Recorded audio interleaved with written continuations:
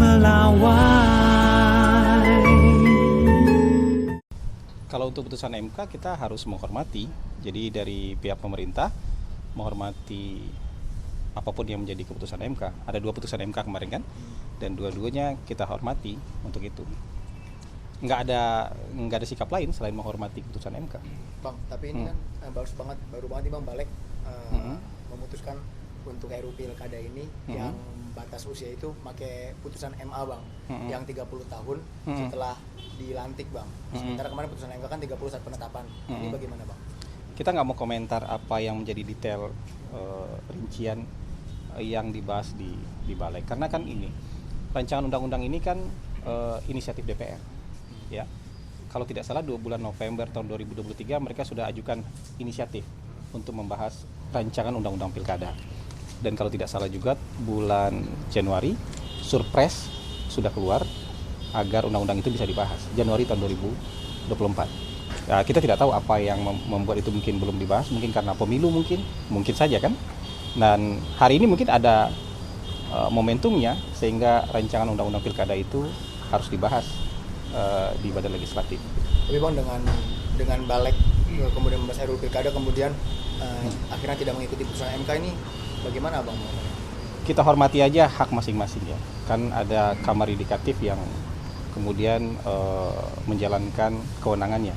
Kayak seperti MK misalnya juga menjalankan kewenangannya untuk mereview atau membahas permohonan masyarakat yang ingin judicial review, dan mereka sudah mengeluarkan putusan. Tapi kita juga harus menghormati hak DPR sebagai lembaga legislatif yang punya kewenangan juga untuk membentuk undang-undang. Jadi saya minta jangan berpersangka macam-macam dulu. Kan sidangnya live ya, teman-teman bisa lihat live ya, sidang-sidang di DPR itu, apakah mereka kemudian mengakomodir keputusan lembaga-lembaga tinggi negara tadi atau tidak gitu. Apakah mereka sejalan dengan keputusan lembaga-lembaga negara tadi atau tidak. Misalnya MA mengeluarkan putusan, diakomodir nggak putusannya? Misalnya MK mengeluarkan keputusan, diakomodir nggak di undang-undang ini?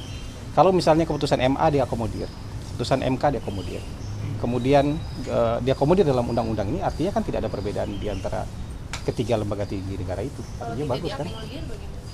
Kalau tidak diakomodir tentu akan terjadi soal aturan ya, akan terjadi dispute soal aturan.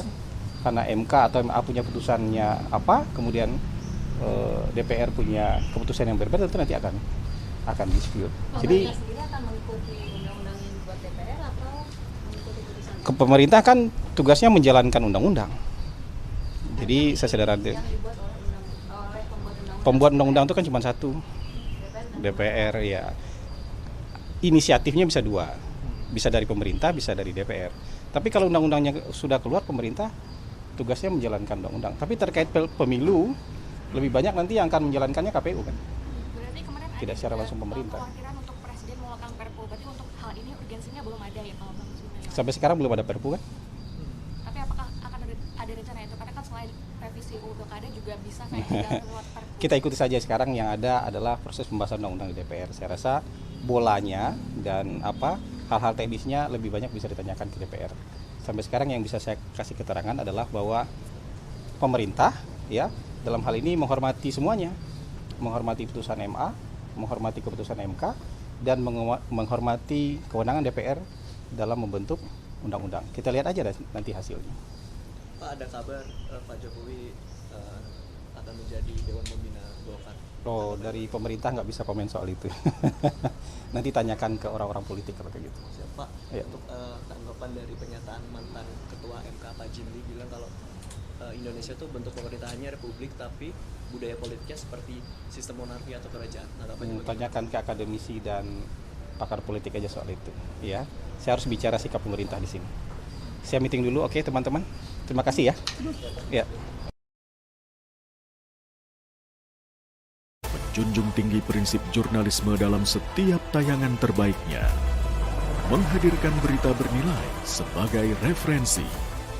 Gelar bicara yang tajam. Tidak, ini kan kebohongan dong. Mengupas fakta demi fakta dan mendorong pencarian solusi. Serta investigasi yang mengungkap kebenaran. Rosi, Satu Meja, The Forum, Sapa Indonesia Malam. Pemilu. Ikuti semuanya bersama Kompas.